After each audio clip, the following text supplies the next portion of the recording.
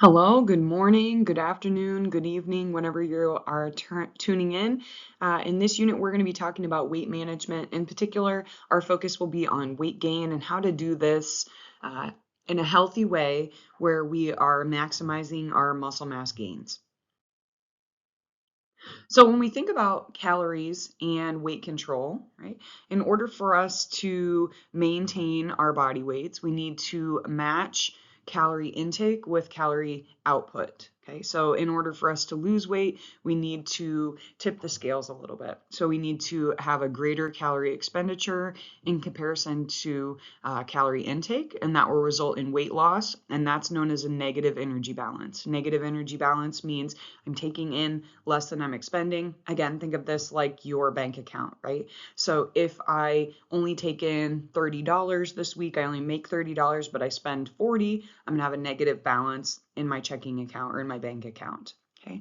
In order for us to solicit weight gain, we need to create a positive energy balance. So that means we are taking in more calories than we are expending. So again, if I make $100 this week and I only spend 40, then I have a positive balance in that bank account, which would be equivalent to a positive energy balance. Okay. So when we think about calorie cost changes as it relates to body mass, we know that fat is worth 9 calories per gram, proteins are worth 4, and carbohydrates are worth 4 calories per gram. And so when we want to create a positive energy balance, it's important that we are intaking more of those calories. But again, we want to kind of focus on this in a healthy way. Calories from food can vary slightly because fats can be stored in a more efficient way in comparison to carbs and proteins. And we know that proteins can increase the thermic effect of food. So again, basically what that means is even though it's 4 calories per gram for proteins, they are going to digest a little bit slower and they are going to have a greater investment on the front end. Okay. We also know that what we eat makes a difference in terms of how much and also where we gain weight. We know that over consuming alcohol isn't going to build you muscle mass. Over consuming alcohol will result in an increase in abdominal fat storage. Okay. We understand that calorie balance is the key to weight control. However, I would also make sure to note that what and when we eat certain foods will also make a significant impact in our overall body mass index, but also kind of how and where we store certain body weight. So again, when we think about positive energy balance, it's the state in which energy intake is greater than energy expenditure, and this will result in weight gain. So in what situations is positive energy balance good? During development. Okay, so again, from baby all the way through adolescence until you reach your adulthood, we're going to create a positive energy balance, and that's going to allow us to continue to grow. Also in pregnancy, we want to have a positive energy balance in order for the baby to grow effectively. And then lastly, positive energy balance might be good for individuals who are interested in gaining muscle mass. And maybe that's related to sport performance, or maybe this is related to an older individual. As we age, we're going to see kind of a natural decline in muscle mass volume. And so therefore, by doing strength training and incorporating a lot of protein into our diet, we're hopeful that we could potentially gain muscle mass as we age. Yeah.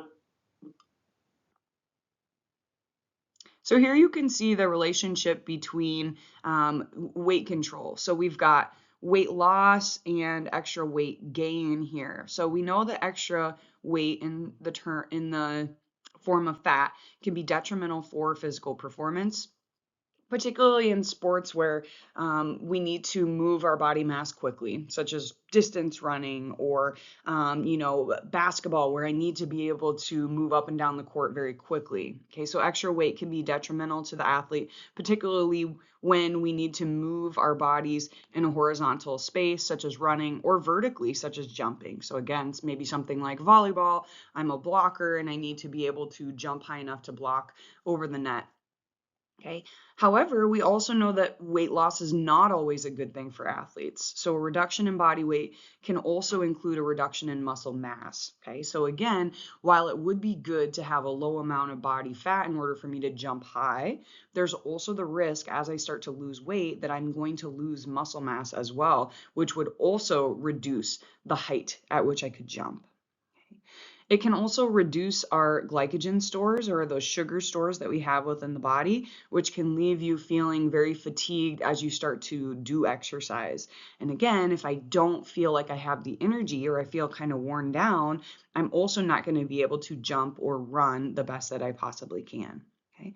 Excess weight loss can be associated with chronic fatigue and also put us at an increased risk for injury. So if you are an athlete, it is really important that we think about the timing of weight loss and what's appropriate based on that individual. We also want to be aware and cognizant of eating disorders, not only in athletes, but in the normal population as well. This can certainly become a concern for individuals that are limiting their calorie intake. It can be very easy to kind of overdo it or become overly consumed with this aspect of our lives.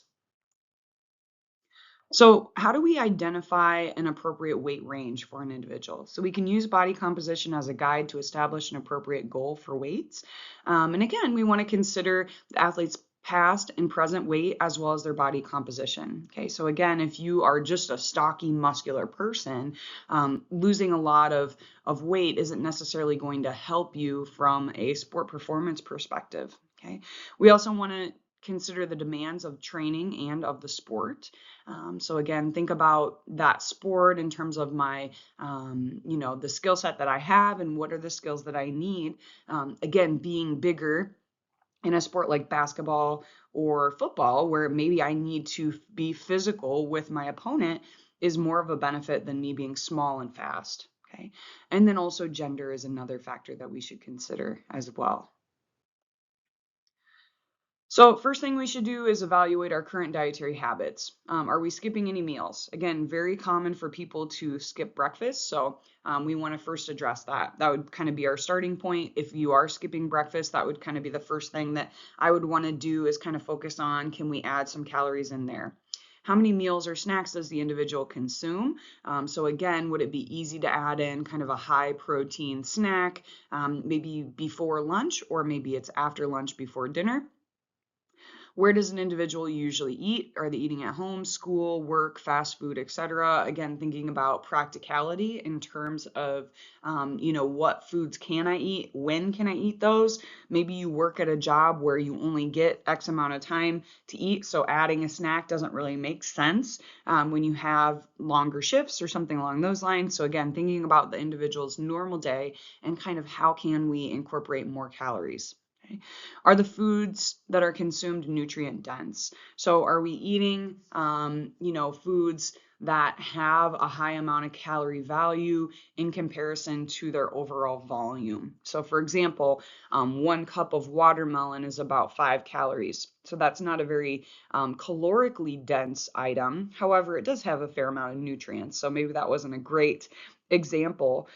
Foods like avocado, for example, or peanut butter have a lot of calories, but not a lot of volume. So it's easier to eat a lot of those and get a lot of calories from those without feeling overly full. Is the individual relying on whole foods or sports drinks, energy bars, other supplements, protein shakes, those types of things? So again, understanding what is it that that person likes and how do we kind of maximize what it is that they like, what works in their diets, in their everyday lives, in order for us to kind of up that calorie intake. How do we create quality weight gain? And again, anyone can gain weight. That's actually pretty darn easy to do. Just go to McDonald's and order a couple meals a day, grab yourself some chips and pop from the gas station, have those as snacks. Anyone can do that. That's very easy to do. But here we're talking about quality weight gain. Okay, we have to be very diligent if we want to gain muscle mass and minimize our fat mass gains. Okay, so what are the three things we need in order to gain quality weight? Number one is resistance training. Okay, we need to have a solid and very consistent resistance training regimen that we are following very consistently and timing our nutrient intake around. Okay. Number two, positive energy balance. So we need to be consuming more calories than that which we are expending. That does not mean not doing exercise. That means making sure we're consuming a lot of quality calories throughout our day. And number three, a positive nitrogen balance. Okay, so again, nitrogen is one of the elements that we find in proteins. So again, it's important that we are consuming adequate amounts of protein in order for us to kind of maximize the benefits of this resistance training program, which was number one. Okay, so what about this resistance training program? Again, this class isn't designed to tell you about developing a resistance training program for hypertrophy. However, we'll scratch the surface here. In order for us to elicit muscle growth, we need to overload the muscle. So what does that mean? We need to do more today than what we did yesterday in order for that muscle to be challenged. Okay, so we want to overload the muscle to stimulate growth. We need to train all major muscle groups. So again, this needs to be a full body plan. Okay, so we need to be doing squats, deadlifts, bench press, pull-ups, etc., kind of hitting all the major muscle groups. And again, that doesn't mean you have to do every one of those exercises every day, but we certainly need to train all the major muscle groups throughout a 1 week span. Okay. In order for us to train for hypertrophy, we're going to do 8 to 12 reps per set. We're going to do 3 to 5 sets per muscle group. And we are going to keep our rest in between each of these exercise sets pretty low. So it's like 30 to 90 seconds between each exercise is the amount of rest that we need in order to solicit hypertrophy. Okay, we want to do a minimum of 3 sessions per week. Again, lots of people are doing more like 4 or maybe even 5 sessions per week in order for us to kind of hit all these major muscle groups. We want to have 48 hours between our workouts in order to allow for recovery. And again, you could do like I don't want to get into the nitty gritties of all of this, but you could do like a Monday, Tuesday, Thursday, Friday, if we are kind of staggering which muscle groups we're hitting. So again, if I did like upper body Monday, lower body Tuesday, etc., you could do it that way. But essentially, we need 48 hours between workouts per muscle group in order for us to recover appropriately. So weight gain recommendations for athletes. So the individuals will need to consume an additional 150 to 300 excess calories per day. Again, we want to focus on making sure we're consuming adequate amounts of protein. We want to maintain or even increase the amount of resistance training that we're doing, making sure that we're consuming calorie-dense foods and beverages. Maybe that's protein shakes, maybe that's trail mix, maybe that's, another peanut butter sandwich, something along those lines, but making sure we are incorporating some of those high-calorie snacks. Okay. So in order for us to create this positive energy balance, we need to have about 2,300 to 3,600 calories of positive energy balance in order for us to equate to 1 pound of muscle. Again, I would really like to emphasize that what you eat will determine whether that calorie intake becomes fat mass or muscle mass. Okay. And the rate of gain will depend on genetics. And number two, our training levels. So highly trained athletes will gain muscle at a slower rate than untrained athletes. Again, highly trained athletes are already close to their ceiling. So it's going to be more challenging for them to continue to gain quality weight in comparison to somebody who's just starting out, who's not really close to their ceiling. Okay. It's important that we increase both carb and protein intake of healthy, quality foods in order for us to make sure this weight is coming in the form of muscle. So some good options for good protein sources to establish this positive energy balance from a nitrogen perspective or from a protein perspective: milk, yogurt, eggs, chicken, beef, turkey, cottage cheese, fish, beans, and rice are all good options. Okay, so when we think about this positive nitrogen balance, it's recommended that our protein intake increases to 1.4 to 2.0 grams per kilogram of body weight in order to support muscle growth. Okay, so again, we said for the average adult, just to kind of refresh your memory, the average adult needs about 0.8 grams per kilogram of body weight of protein per day. And our athletes are going to need around this amount. This is a little bit on the lower side for athletes. So again, we want to increase protein intake, but it's not a crazy amount. Like it's not, you don't need protein shakes. You don't need a lot of supplements in order to do this. Like you can add in, a cup of milk and a fruit smoothie or something along those lines and still be able to hit these guidelines. So it's not a crazy an additional amount of protein needed in order to kind of gain muscle mass. Okay, so are supplements needed? Not necessary. Certainly you can if you like them, and that's an easy way for you to get quality calories in. I don't have anything against taking supplements. However, taking in whole foods would be a great starting point. Okay, so again, eating real food is always going to be the preference in comparison to some sort of supplemental chemically modified items. Okay. Extra protein above these needs will result in extra body fat. So again, over consuming protein. So if you're thinking like, okay, well, if 2.0 grams per kilogram is kind of the maximum, well, if I do 3.0 grams per kilogram per day, then I can gain even more muscle mass faster. And that's actually not going to work. Okay, so again, what happens then is you're just going to gain more body fat because we're not able to metabolize and use that protein in order for us to build muscle mass at that particular speed. However, we can take that protein and convert it into our chemically most stable option, which is body fat.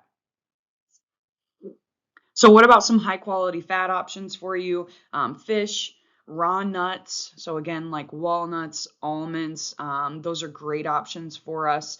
Avocados, olive oil, so cooking with olive oil. So I'll make like a pasta with some sort of meat. Maybe it's like a grilled chicken or something along those lines. And I'll throw in like spinach and tomatoes and cook all of that together with olive oil as kind of my sauce. So that's a great option because that's pretty high in calories as well. Egg yolk and then flaxseed or flax oils are great options as well. Flaxseed is another easy thing to kind of throw into what you're having. So if you have like oatmeal for breakfast, you can put in like 1 spoonful of flaxseed into that. Or if you make like a protein shake or a smoothie, I'll make like a fruit smoothie where I'll take like a frozen banana and I'll take, like some almond milk and peanut butter, and I'll throw in a spoonful of flaxseed as well for that to make sure you're getting enough calories that way. Okay, so additional tips for weight gain. Again, choose milk or juice as fluid options. Those are good ways to kind of boost up that calorie intake. Plan for snacks between meals that are nutrient and energy dense, such as trail mix, energy or protein bars, Ensure, or some sort of beverage like that. Fruit with peanut butter, banana with peanut butter, something along those lines. And then also a bedtime snack, such as bowl of cereal, fruit, and yogurt smoothie. I'm not big on having a lot of carbs before bed because I think there is some research that would support that those carbs are converted to fat, but a high protein snack before bedtime would be a great option. So maybe like a bowl of cottage cheese, or something along those lines that's going to be more protein based. A handful of almonds, something along those lines might be a better option for a bedtime snack because if we're focusing on protein at that point, we don't have a lot of carbohydrates in that snack in order for us to convert that to fat. So again, that protein is readily available. Again, we do a lot of recovery while we sleep, so that might be a good option there. All right, that is all for today. I hope you have a great day, and we will see you next time.